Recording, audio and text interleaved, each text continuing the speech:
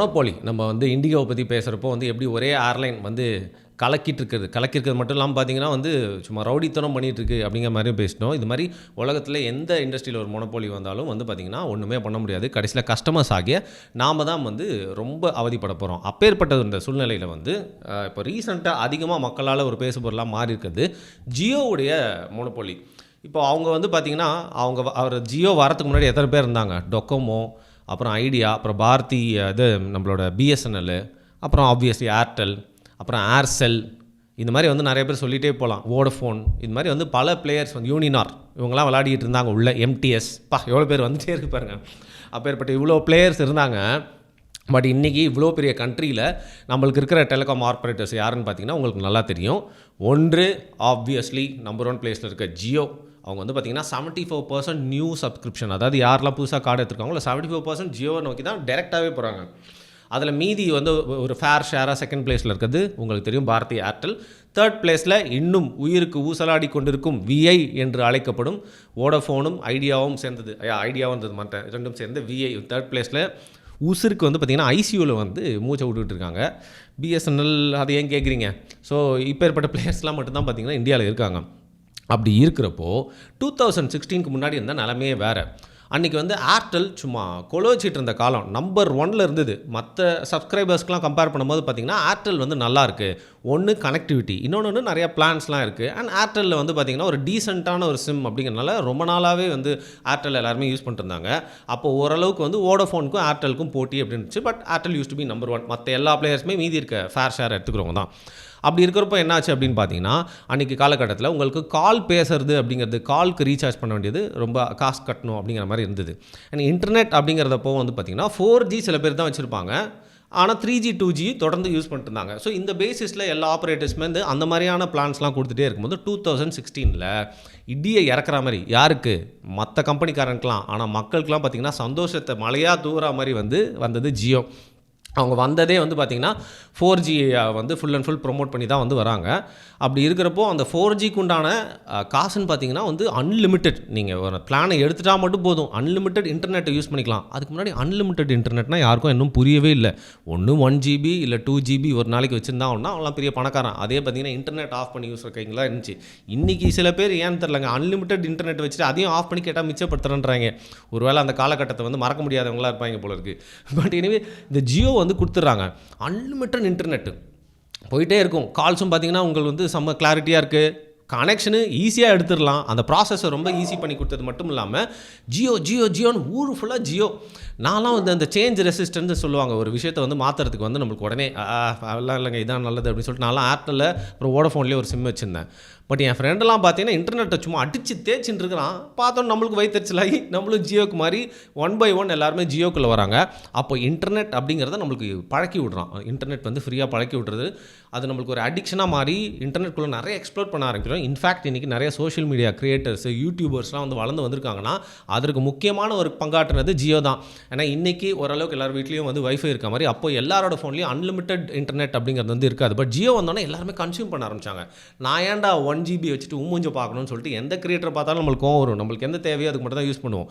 But unlimited internet வந்தோன்னா இந்த மாதிரி கிரியேட்டர்ஸ் எல்லாத்தையும் பார்க்குறது இது ஒரு பெரிய மார்க்கெட் ஆச்சு. ஸோ இது ஒரு பெரிய மார்க்கெட்டாக உருவாக்குறதுக்கு அவன் என்ன பண்ணுறான், நம்மளுக்கு இதை கொடுத்து பழக்கிறது தான் வந்து பார்த்திங்கன்னா அன்லிமிட்டட் இன்டர்நெட். இப்போது ஏன் இதை பற்றி பேசினேன் அப்படின்னா அன்றைக்கி காலகட்டத்துக்கு நம்ம காலுக்கு நிறையா காசு கட்டிட்டு இருந்தோம். பட் இன்றைக்கி காலகட்டத்துக்கு வந்து பார்த்திங்கன்னா உங்களோட சிம் ஆக்டிவேட்டாக இருக்கணும் அப்படிங்கிறதுக்காக ஆல்மோஸ்ட் நீங்கள் ஒரு மாதம் விட்டுருங்க, ஒரு வருஷம் உங்ககிட்ட இருந்து இந்த மாதிரி ஆப்ரேட்டர்ஸ் முக்கியமாக ஜியோ வந்து ஒரு 3500 3000 கிட்ட வந்து வாங்கிடுறாங்க அந்த சிம் ஆக்டிவேட்டடாக இருக்கணும் அப்படின்னாலே. பட் இன்றைக்கி அந்த காலகட்டம் மாதிரி நம்ம வந்து டைரக்ட் கால்ஸ் பண்ணுறதில்ல, டேட்டா கால்ஸ் தான் இந்தியன்ஸ் வந்து பெரும்பான்மையாக ப்ரிஃபர் பண்ணுறாங்க. இன்றைக்கி கால்ஸ் அப்படின்னாலும் டேட்டா கால்ஸாக வந்து கொஞ்சம் கொஞ்சமாக மாறிட்டே இருக்குது அப்படின்னு சொல்கிறாங்க.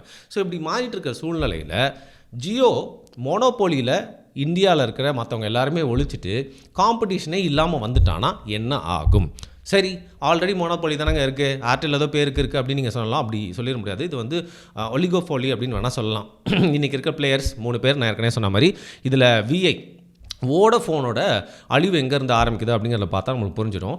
இந்த 2016க்கு முன்னாடியே வோடஃபோனுக்கு வந்து பார்த்திங்கன்னா அசெட்ஸோட லைபிலிட்டிஸ் ரொம்ப அதிகமாக ஆகிட்டதுனால அவங்க வந்து ஒரு மர்ஜர் பிளான் பண்ணுறாங்க. இவங்கள மாதிரி தொங்கிட்டு இருந்த ஐடியாவையும் அவங்களையும் இணைச்சி சூப்பராக நம்ம ஒரு பெரிய கம்பெனியாக மாறிடலாம். நம்மகிட்ட தான் இவங்க 2 பேரையும் சேர்த்தா நிறையா சப்ஸ்கிரைபர்ஸ் இருப்பாங்க, அதன் மூலியமாக நம்ம கடன்லேருந்து மீண்டு வந்துடலான்னு பார்க்குறப்போ தான் வந்து பார்த்திங்கன்னா ஜியோ என்ட்ரி கொடுக்குறான்.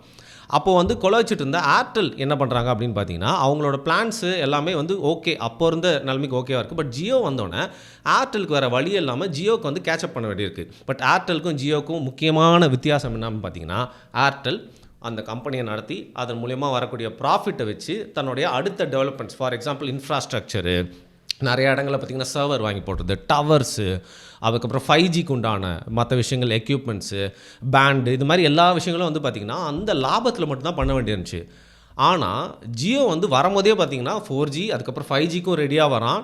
ஏன்னா ஜியோ வந்து பேசிக்லி அது ஒரு மொபைல் கம்பெனி மட்டும் இல்லாமல் அவங்கக்கிட்ட வந்து பார்த்திங்கன்னா பெரிய இண்டஸ்ட்ரீஸ், பெரிய ஈகோ சிஸ்டமே வச்சுருக்காங்க. ஸோ அவங்க வரும்போதே வந்து ஒரு 1.5 வருஷம் 2 வருஷம் மக்களுக்கு நிறைய விஷயங்கள் ஃப்ரீயாக கொடுக்க போகிறோம், அதை கொடுத்துட்டு அதுக்கப்புறம் பின்னால் லாபம் எடுக்க போகிறோன்ட்டு ஒரு பெரிய ஈகோ சிஸ்டம், பெரிய பேக்கிங், பெரிய நெட்வொர்க்கு, நிறைய காசோடு வராங்க.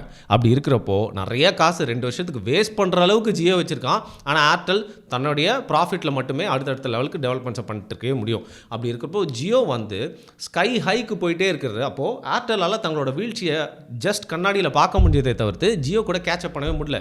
ஏன்னா அவங்ககிட்ட அவ்வளோ காசு இல்லை. அப்படி அந்த காசெல்லாம் கொட்டி ஜியோ அளவுக்கு உங்கள் இன்ஃப்ராஸ்ட்ரக்சர் ரெடி பண்ணணும் அப்படின்னா கூட அதுக்கு ஒரு குறிப்பிட்ட டைம் வேணும். அங்கே தான் வந்து பார்த்திங்கன்னா நான் ஏற்கனவே சொன்ன மாதிரி பல இண்டஸ்ட்ரீஸில் வந்து அம்பானி ஏற்கனவே வந்து கால் ஒன்று இருந்ததுனால ஜியோவை கேட்சப் பண்ணணும்னு ஏர்டெல்லால் நினைக்க கூட முடியல. பட் ஒரு பாயிண்ட் ஆஃப் டைமில் வந்து பார்த்திங்கன்னா ஏர்டெல் யூஸ் பண்ணிகிட்டு இருக்காங்க அப்படின்னாலும் அந்த சிம்மையும் வச்சுக்கிட்டு ஜியோவும் நிறைய பேர் யூஸ் பண்ணிட்டு இருந்ததுனால ஏர்டெல் ஓரளவுக்கு தாக்கு பிடிச்சிட்டே இருக்குது. அதுக்கப்புறம் அது பண்ண முடிஞ்சது எல்லாமே வந்து பார்த்திங்கன்னா கேச்சிங் அப் கேம் சொல்லுவாங்க. முன்னாடி ஓடிட்டே இருப்பான்ல, எப்படியாவது அவனுக்கு ரொம்ப தூரம் இல்லாமல் கொஞ்சமாவது பின்னாடி ஓடிடணும் அப்படிங்கிற மாதிரி ஏர்டெல் தொடர்ந்து ஜியோவை கேட்சப் பண்ண ஓட வந்து பார்த்திங்கன்னா அவன் இன்ஃப்ராஸ்ட்ரக்சரை 5Gக்கு கொண்டு போயிட்டான். ஸோ ஏற்கனவே பார்த்தீங்கன்னா 5Gக்கு உண்டான அந்த ஒரு ஏலமாக இருக்கட்டும், அந்த மாதிரி விஷயங்களில் ஏர்டெல் நிறைய காசு போட்டு தேவையில்லாமல் எக்ஸ்ட்ரா எக்ஸ்பெண்டிச்சர்லாம் பண்ணி வாங்கி வச்சுருக்கிறாங்க. அப்படி இருக்கிறப்போ ஜியோ வந்து ரொம்ப சீப்பாகவே இதெல்லாம் உள்ளே கொண்டு வந்துட்டு அதுக்கான இன்ஃப்ராஸ்ட்ரக்சர் அவனே ஏற்படுத்திக்கிட்டு இந்த போட்டியில் சும்மா ஃப்ரண்ட் ரன்னராக ஆனதுனால ஏர்டெல் தொடர்ந்து கேட்சப் பண்ண வேண்டியதாக இருக்குது. ஆனால் ஒரு பாயிண்ட் ஆஃப் டைமில் கனெக்டிவிட்டியாக இருக்கட்டும், பிளான்ஸும் ஓரளவுக்கு ஜியோ அளவுக்கு கொண்டு வந்ததாக இருக்கட்டும், எப்படியோ தடுமாறி வந்து ஜியோ லெவலுக்கு ஏர்டெல் வந்துட்டாங்க. அப்படி இருந்தாலும் இன்றைக்கி ஏர்டெல்லால் சர்வைவ் ஆக முடியுதே தவிர்த்து ஜியோ கிட்ட கூட வந்து போக முடியாது. அதாவது ஜியோக்கோட சப்ஸ்கிரிப்ஷன் பேஸு, அவங்களோட என்ன சொன்ன மாதிரி பார்த்திங்கன்னா ஜியோ டிவி, ஜியோ சாவன், இது மாதிரி வந்து ஜியோ ஃபோன்னு ரூரலில் இருக்கவங்களுக்குலாம் இது பண்ணுறது, அண்ட் கனெக்டிவிட்டி டவர்ஸ் எல்லாமே வந்து ஒரு பெரிய ஸ்ட்ராங்கான ஒரு விஷயமாக பண்ணி வச்சிருக்கனால ஏர்டெல்லால் வந்து இவங்களுக்கு கேட்சப் பண்ண வேண்டிய டைம் ரொம்ப அதிகமாகிடுச்சு. ஸோ ஏர்டெல்லும் ஜியோ பார்த்து அப்படியே காப்பி வச்சு அவங்களுக்கு ஒரு ஈகோ சிஸ்டம் உருவாக்கினாலும் இன்றைக்கி சில விஷயங்கள், சில அவென்யூஸில் பார்த்திங்கன்னா ஏர்டெல்லால் வந்து ஓரளவுக்கு கொலைச்ச முடிஞ்சாலும் ஜியோ கிட்ட போகிறது அப்படிங்கிறது இன்றைக்கி அவங்களால யோசிக்கவே முடியல.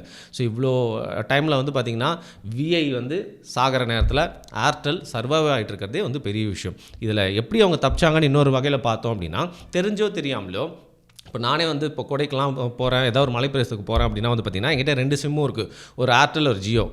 அந்த மலை பிரதேசத்துலேயே வந்து ஒரு சில இடங்களில் ஜியோ ஒர்க் ஆகும், இன்னொரு சில இடங்களில் ஏர்டெல் நல்லா ஒர்க் ஆகும். அது எப்படி தெரிஞ்சோ தெரியாமலோ அது மாதிரி இருக்கிறதுனால இன்றைக்கி டபுள் சிம் ஃபோன்ஸும் வந்துட்டதுனால மக்கள் எல்லாருமே ஒரு சேஃப்டிக்காக இந்த 2த்துலேயும் ஒன்று எடுத்து வச்சுக்கலாம் அப்படிங்கிற ஒரு பேரில் வந்து பார்த்திங்கன்னா ஜியோவை வந்து பிரதானமாக வச்சுட்டு ஏர்டெல்லையும் எல்லாருமே ஃபோனில் ஒரு சிம்மாக வந்து வச்சுக்க ஆரம்பிச்சிட்டாங்க. அப்படி செகண்டரி சிம்மாக இருந்தாலும் அதுவும் ஒரு சிம் தானே, அதுக்கும் சப்ஸ்கிரிப்ஷன் டிவைஸில் வந்து கட்டி ஆகணும். பழைய மாதிரிலாம் வந்து இன்கமிங் மட்டும் வந்துகிட்டே இருந்தால் போதும், வைஃபைல யூஸ் பண்ணிக்கலாம்னு வைக்க முடியாது. நீங்கள் மாதத்துக்குள்ள 3 மாதத்துக்கு ஒரு ரீசார்ஜ் பண்ணி ஆகணும் அப்படிங்கிறனால ஏர்டெல் இன்றைக்கி சர்வைவ் ஆகிட்டுருக்காங்க. இது எங்கே போகுது அப்படின்னு பார்த்தீங்கன்னா கஸ்டமர் ஆகிய நம்மளுக்கு தான் வந்து பார்த்திங்கன்னா ஒரு பெரிய பிரச்சனையாக முடிய போகுது.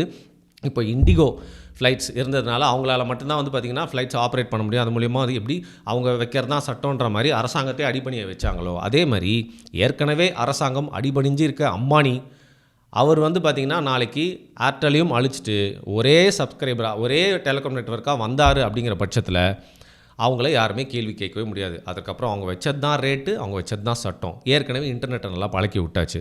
ஏற்கனவே நிறைய திட்டங்கள் அப்படி அதாவது ஸ்மார்ட் டிவி, ஃபோனு அப்படின்னு கனெக்ட் பண்ணி நம்ம பாட்டு வந்து பார்த்திங்கன்னா ஒரு ஈகோ சிஸ்டம் வாழ்ந்துட்டுருக்கோம். அப்படி இருக்கிறப்போ இவ்வளோ நாள் நம்மளை பழக்கி விட்டு நம்மளோட ஹோல் கட்டமைப்பை அவனுக்குள்ளே கொண்டு வந்துட்டு அதற்கப்புறம் ஜியோ வேறு காம்படிட்டரே இல்லாததுனால விலையை ஏற்றிட்டே போனால் அப்படிங்கிற ஒரு பட்சத்தில் அப்படி ஒரு நிலைமை வந்துச்சு அப்படின்னா அன்றைக்கி தான் இது எவ்வளோ பெரிய ஒரு பிரச்சனை அப்படின்னு தெரியும். எனக்கு தெரிஞ்சு அதை நோக்கி தான் நம்ம ஆல்ரெடி வந்து போயிட்டுருக்கோம். இந்நேரத்தில் வந்து பார்த்திங்கன்னா ப்ரைவேட்லேருந்து இந்த மாதிரி டெலிகம்யூனிகேஷன் சர்வீஸ் இருந்தாலும் பிஎஸ்என்எல் அப்படிங்கிற ஒரு காலகட்டத்தில் சிறப்பாக இருந்த அவங்களோட பிளான்ஸ்லாம் அவ்வளோ பியூட்டிஃபுல்லாக இருக்கும். பட் இந்த மாதிரி தனியார்கள் வளரணும், தனியாகவே நிற்கணும், மற்ற எவனுமே இருக்கக்கூடாதுன்றக்கா மற்றவங்கள ஒழிச்சு விட்டு மட்டும் இல்லாமல் கவர்மெண்ட்டின் குழந்தையான அந்த பிஎஸ்என்எல்லையும் ஒழிச்சு விட்டு தான் இந்த நேரத்தில் ஏற்றுக்கவே முடியாது. அட்லீஸ்ட் பிஎஸ்என்எல் வந்து பார்த்திங்கன்னா ஏர்டெல் லெவலுக்காவது வந்து கொஞ்சமாவது எப்போவுமே அவங்க அப்கிரேட் ஆகி வந்துகிட்டே இருந்தால் நாளைக்கு ஜியோ அப்படிங்கிற ஒரு ஆப்ஷன் இல்லை, இன்னொருத்தவங்களும் இருக்காங்க அப்படின்னு நம்ம நிம்மதியாக இருக்கலாம். இல்லைன்னா அந்த ப்ரைஸ் டேக்ஸ், அந்த சப்ஸ்கிரிப்ஷன், அந்த பேக்கேஜஸ் மட்டும் இல்லாமல் இன்னும் பல விதங்களில் நம்ம வெறும் ஜியோவை மட்டுமே நாடி மாட்ட வேண்டிய சூழ்நிலை வந்துடும். இவ்வளோ பெரிய ஜனத்தொகை கொண்ட ஒரு நாட்டில் ஒரே கம்பெனி எல்லாருடைய டெலிகம்யூனிகேஷன் சிம்மாக இருக்க போகிறான் அப்படின்ற ஒரு ஸ்கேரியான விஷயத்தை யோசித்து பார்த்தாலே ரொம்ப பயமாக இருக்குது. ஆனால் இன்றைக்கி இருக்க சூழ்நிலையில் இவங்களை எதிர்க்கிறதில்ல, இவங்க கிட்ட கூட யாரும் போக முடியாது. அப்படி நினச்சானாலே அவங்கள முடிச்சு விட்ருவாங்க. எனிவே இதை பற்றி நீங்கள் என்ன நினைக்கிறீங்க? உங்களுக்கு எந்த சிம்லாம் வந்து பார்த்திங்கன்னா வந்து நொஸ்டாலஜிக்காக ஞாபகம் வருது? உங்களுக்கு ஜியோவுடைய நீங்கள் யூஸ் பண்ணுற ஒரு கஸ்டமராக அதை பற்றி என்ன நினைக்கிறீங்க? அண்ட் ஏர்டெல் இன்னும் எவ்வளோ நாள் தேரும், எப்படி தாக்கு பிடிப்பாங்க, இல்லை ஏர்டெல் அழியுமா அழியாதா அப்படிங்கிறத உங்களுடைய பாயிண்ட்டை வந்து கீழே கமெண்ட் பண்ணுங்கள். நன்றி.